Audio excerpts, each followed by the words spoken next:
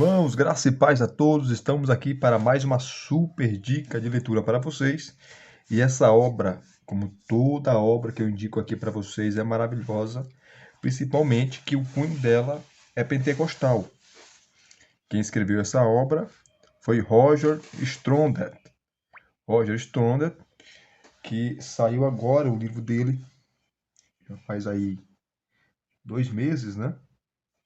Aquele maravilhoso livro, também pela editora Carisma, Hermenêutica Pentecostal, que eu já fiz o review aqui para vocês. E esse livro, Hermenêutica Pentecostal, foi a tese de doutorado dele, que ele trabalhou essa questão, né, sobre a hermenêutica pentecostal no ano de 1984. Claro que ela agora está revisada e ampliada. Revisada e ampliada.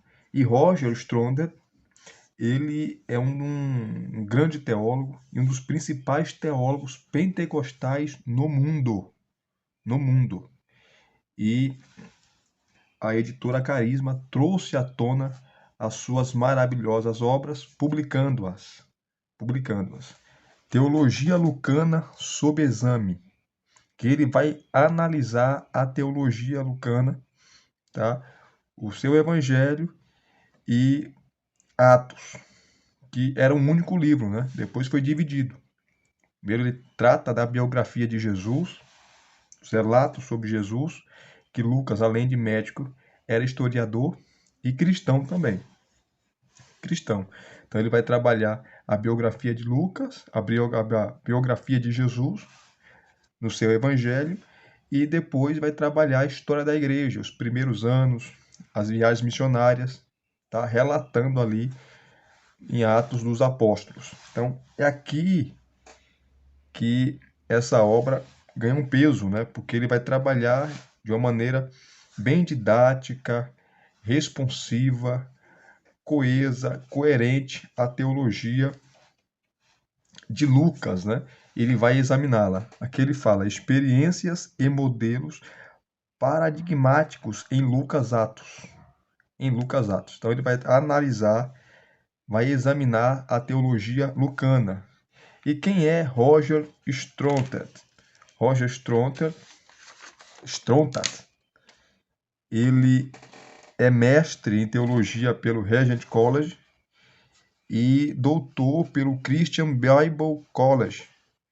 É diretor e professor associado de teologia no Summit Pacific College. Aqui o nome eu não vou conseguir falar porque o nome é complicado. Abbotsford. Esse nome bonito, hein? Abbotsford. Colômbia Britânica, tá? Canadá.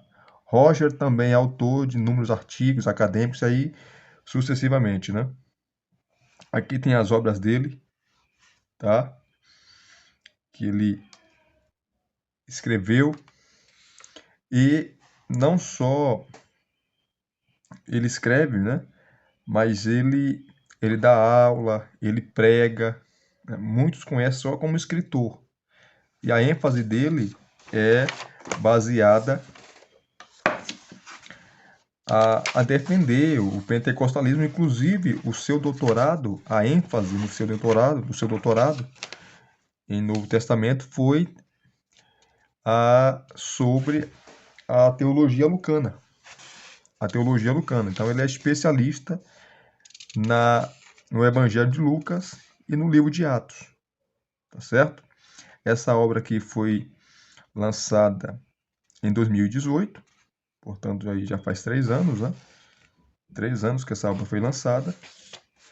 E vocês verão aqui que maravilha de obra. Aqui está o sumário. Deixa eu aproximar para vocês verem melhor. Aqui está o sumário. Ele começa com agradecimentos, prefácio do autor, abreviações, e ele começa uma introdução aqui de 8 páginas, onde ele vai abordar o que ele vai falar nesse livro. O capítulo 1, ele vai fazer aqui, ó. Capítulo 1, leitura, interpretação e aplicação de Lucas Atos. Como você deve ler, interpretar e aplicar a teologia o Evangelho de Lucas e Atos dos Apóstolos, tá? Muita gente defende que Atos é um livro descritivo e não normativo. Então você não pode pegar o que está ali em Atos e fazer doutrina, né?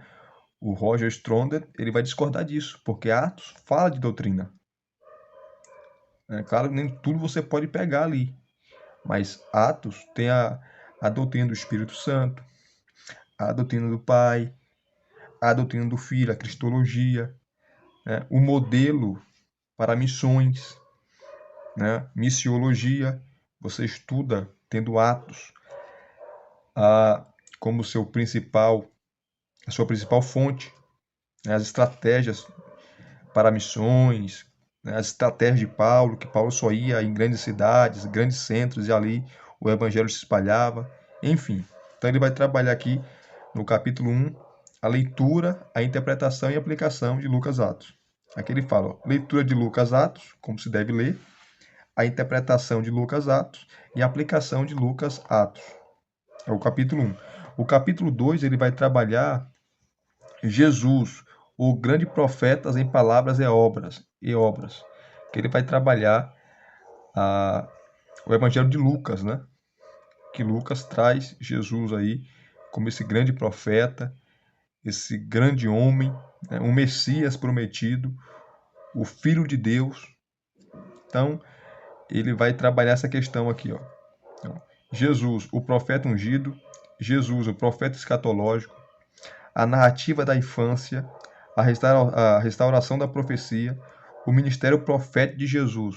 Que ele vai explicar o que é profecia, né? Profeta. Que o profeta ele trazia as verdades de Deus para o povo. O profeta ele era o porta-voz de Deus. Ele era o porta-voz de Deus. Ele falava aquilo que Deus mandava.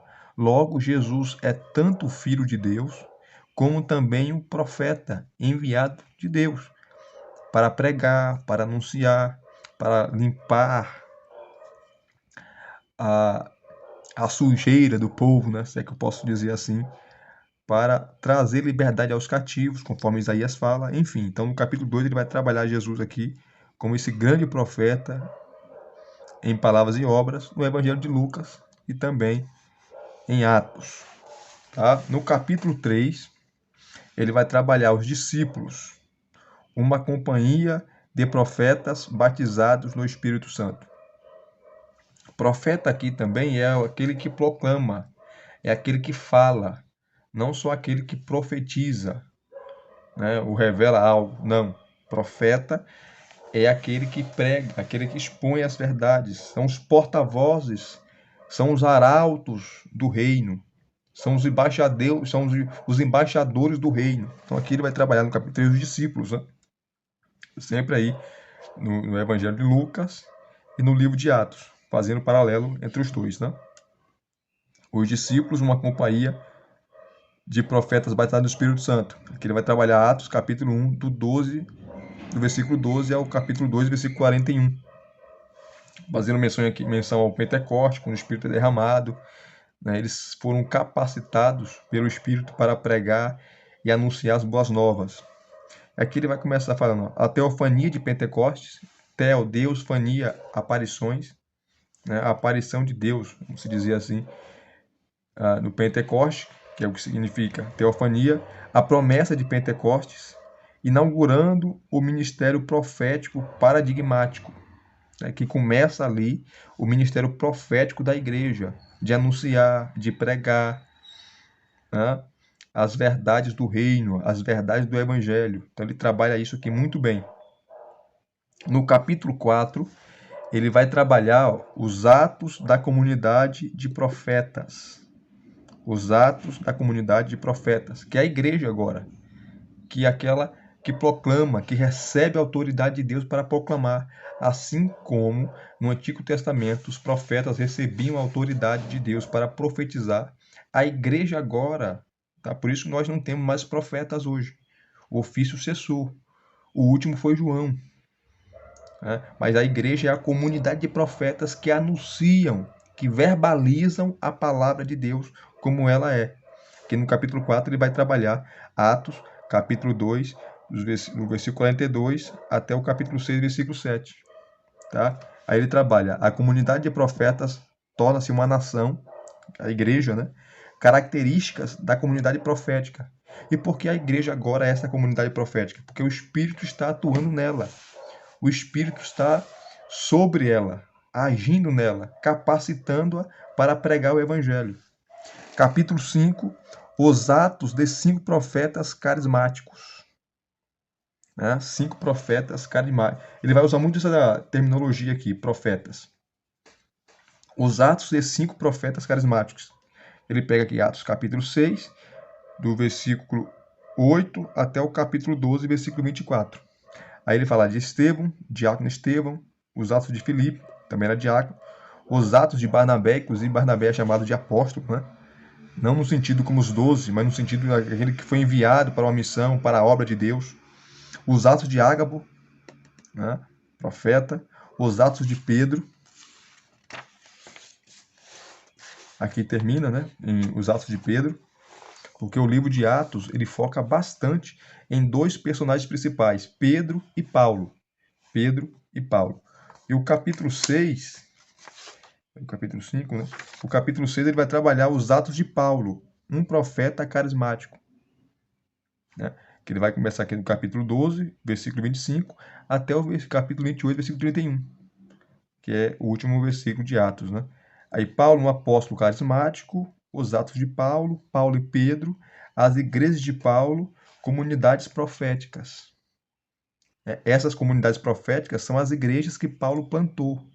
E por que comunidades proféticas? Porque a igreja agora age como profeta. Uma comunidade que recebeu essa autoridade para ser o porta-voz de Deus. Recebeu essa autoridade para ser a voz de Deus na terra. Né? A igreja que recebeu o Espírito Santo, recebeu os dons, né? Cristo a capacitou para essa missão. Então, as igrejas de Paulo, comunidades proféticas, ele vai chamar aqui, que anunciam o evangelho, que anunciam as boas novas. Então, o capítulo 6 ele vai falar só sobre Paulo. E o capítulo 7 e o último capítulo, a missão profética de todos os crentes, uma síntese. Então, todo crente agora é um profeta, vamos dizer assim. Por quê? Ele tem o Espírito Santo, ele anuncia as boas novas, ele anuncia o evangelho, ele anuncia a mensagem do reino, ele é o embaixador do reino, ele é um súdito do reino, ele é um porta-voz do reino. Então ele vai trabalhar aqui no capítulo 7, a missão profética de todos os crentes. Aí ele vai dar uma síntese. Aí ele vai falar aqui, ó, Jesus é o profeta escatológico ungido, os discípulos como comunidade escatológica de profetas, a comunidade é empoderada a testemunhar, né? Somos testemunhas, a comunidade de profetas é estendida, o espírito de profecia ou espírito soteriológico? O espírito de profecia ou espírito soteriológico? Que ele vai explicar, que é uma pergunta que ele vai explicar. Funções adicionais e efeitos do espírito. A relevância contemporânea da missão profética e, por último, aqui a bibliografia, 229 páginas. Então, um livro que você lê de uma tacada só. Ah, o livro é pequeno, né? Não, o livro não. Você, claro, os padrões de livros aí de 400, 500, 600 páginas é pequeno, mas as informações que ele traz aqui é muita coisa, tá? É muita coisa que ele traz aqui e vocês verão. Vamos pegar aqui um capítulo para nós trabalharmos aqui. Tá? Deixa eu pegar Pentecostes aqui, ó. No capítulo 3, a partir na página 96. Aqui, ó. Pentecostes, tá? Vamos lá, página 96. Olha o que ele vai falar. Editora Carisma também capricha, né? Olha que excelente. Ele deixa espaço para você anotar, escrever alguma coisa. Os livros da Editora Carisma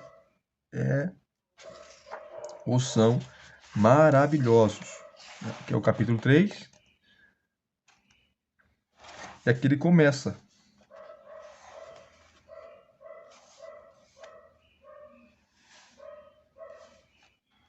Aqui ele começa. Né? Os discípulos comportam-se com Jesus exatamente da mesma maneira que os discípulos de um rabino se comportariam segundo a tradição dos antigos profetas. Visto Jesus, seu profeta ungido, de fato, após sua ascensão, os discípulos reproduzem e perpetuam o ministério profético do Mestre. Lucas relata esse fato em Atos, que é para ele a continuação necessária de seu relato sobre Jesus como profeta ungido. Embora a estrutura do livro de Atos seja complexa, ela tem dois focos principais. Em Atos capítulo 1, de 6 a 7, Lucas foca nos discípulos como uma comunidade de profetas carismáticos. Em Atos capítulo 6, do versículo 8 até o capítulo 28, versículo 32, o foco é no ministério de 6 profetas carismáticos. Nesse caso, Estevão, Felipe, Barnabé, Ágabo, Pedro e Paulo. Neste capítulo, examinarei o relato lucano sobre a origem da comunidade profética ou carismática. No próximo capítulo, examinarei o relato lucano sobre as ações da comunidade profética ou carismática. No capítulo 5, investigarei o relato lucano sobre as ações de 5 profetas carismáticos. E no capítulo 6, sobre as ações de Paulo. Já leu lá no sumário, né? Aí ele vai falar aqui, ó, a teofania de Pentecostes. Qual é a relevância de Pentecostes? Né? A festa de Pentecostes, comemorada entre a festa primaveril, da primavera, né, da Páscoa, e a o outono, né, e a outonal dos tabernáculos. É a segunda das 3 festividades dos peregrinos. Primeiro vinha a Páscoa, com a morte do Cordeiro Pascal, a morte do Cordeiro Pascal, ia falar Pascual de novo, tá vendo aí, gente? Mas não é Pascual, é Pascal, a morte do Cordeiro Pascal. Depois vinha o Pentecostes, né? 50 dias após a Páscoa. Aí é a segunda das 3 festividades dos peregrinos no calendário litúrgico de Israel. Aqui sempre tem nota de rodapé também, gente, ó. Aqui, ó. Bastante notas de rodapé, tá? Bastante notas de rodapé para você ler, consultar, tá certo? Na manhã daquele primeiro Pentecostes ocorrido, após a marcante Páscoa, cerca de 50 dias depois de Jesus de Nazaré, o profeta poderoso em palavras e obras, ter sido crucificado, e romperam 3 sinais dramáticos sobre os discípulos quando eles estavam reunidos no monte do templo. Tá? Lucas relata que, aí ele vai citar o texto de Atos, capítulo 2, do 2 ao 4. De repente veio do céu um som como de um vento veemente impetuoso, tal. Ele vai citar aqui. Sob a perspectiva da história de Israel, o significado dos 2 primeiros sinais, o vento e o fogo, metafóricos, consistiriam em marcos manifestos, tanto para os discípulos como para a multidão aglomerada de que estava ocorrendo uma teofania, uma aparição de Deus ali. Porque assim como no Antigo Testamento a lei foi dada, houve trovões, trovoadas, fogo, relâmpagos, a vinda do Espírito Santo, ou a descida do Espírito Santo, em Atos capítulo 2, teve esses símbolos, né? Você vê vento, você vê som, como de um som, você vê fogo. É interessante isso. O vento consistiria em marcos manifesto tanto para os discípulos como para a multidão aglomerada que estava ocorrendo uma teofania. O significado do terceiro sinal, o falar em outras línguas, não seria imediatamente manifesto para a multidão que se amontoara em reação ao que estava vendo. Aqui tem as notas de rodapé que eu não vou ler para a gente ganhar tempo, né? Que estava vendo. Aí ele fala: e ouvindo, ficando desorientada por esse sinal, tanto intrigada como maravilhada, continuando num estado de estupefação e grande perplexidade. Em um momento oportuno, Pedro dirige-se à multidão, declarando que o que tinha acabado de presenciar fora o que se falava pelo profeta Joel, que havia anunciado um derramamento do Espírito, o qual resultaria em um dom de profecia universal no instante em que ocorresse uma teofania. Como emissário de Deus, ele anunciou essa teofania nos seguintes termos: E mostrarei prodígios em cima do céu, e sinais embaixo da terra, sangue, fogo e vapor de fumaça. O sol se converterá em trevas e a lua em sangue, antes que venha o grande e glorioso dia do Senhor. No contexto de Pentecostes, o prodígio no céu, literalmente firmamento, é o barulho como de uma rajada violenta de vento, vindo repetidamente do alto. Similarmente, o sinal embaixo da terra é representado pelas línguas, como se fosse de fogo, que se distribuem e pousam sobre cada discípulo. Além disso, o fogo de Pentecoste é descrito no oráculo, aqui ó, as notas de rodapé, tá? Continua. Obviamente todas as páginas têm notas de rodapé, tá? Continuando aqui. Além disso, o fogo de Pentecoste é descrito no oráculo de Joel, por seu efeito que não é reportado por Lucas, a saber, sangue, fogo e vapor de fumaça. Em outras palavras, o sol se converte em trevas e a lua em sangue.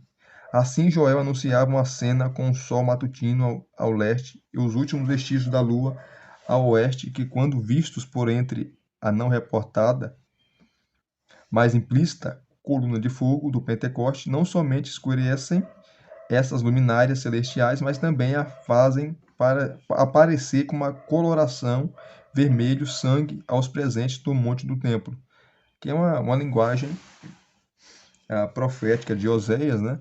E simbólica, né? Você não pode interpretar também tudo ao pé da letra, senão você vai ter problema.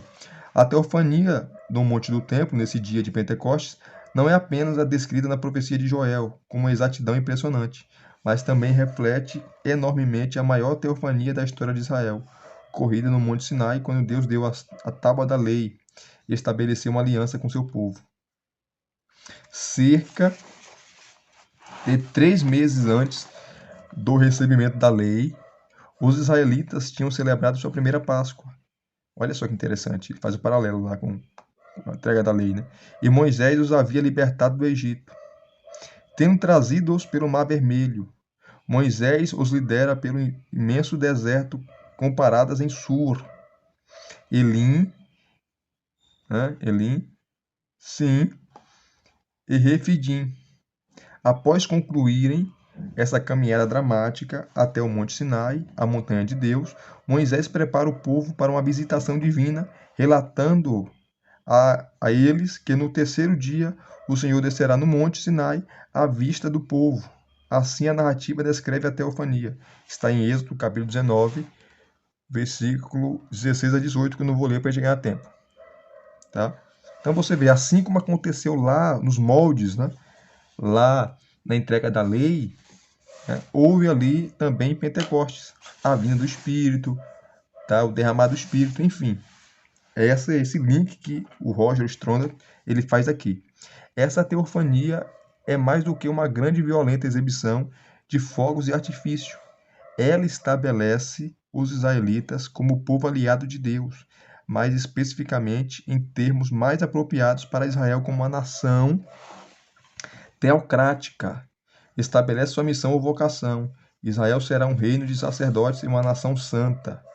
Embora essa teofania no Monte Sinai, com sua poderosa e assustadora presença de Deus, permanecesse inigualável na história de Israel, várias gerações depois, o profeta Elias também teria uma teofania nessa mesma montanha de Deus.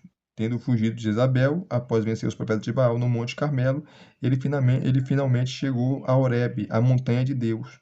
Quando o profeta fica de pé no topo do monte, na montanha do Senhor, na montanha diante do Senhor, aí vai citar o texto aqui de 1 Reis, capítulo 19, versículos 11 e 12. Tá? Da mesma forma que na teofania anterior, em que Deus deu a tábua da lei, ou as tábuas da lei, né, para Israel no Monte Sinai, a teofania da experiência de Elias inclui tanto tremor como fogo. A esses elementos ainda é adicionada uma forte e poderosa ventania. Então lá no Sinai houve trovões, terremoto, vento, fogo. Aqui com Elias também. Né? É o que vai acontecer lá no Pentecostes. Tá? É esse link que ele está fazendo aqui, o estrondo de maneira extraordinária. A teofania do Pentecostes, passada agora muitas gerações na história de Israel, reflete essas duas teofanias, a do Sinai e a de Elias aqui. Duas teofanias anteriores em pelo menos 3 aspectos.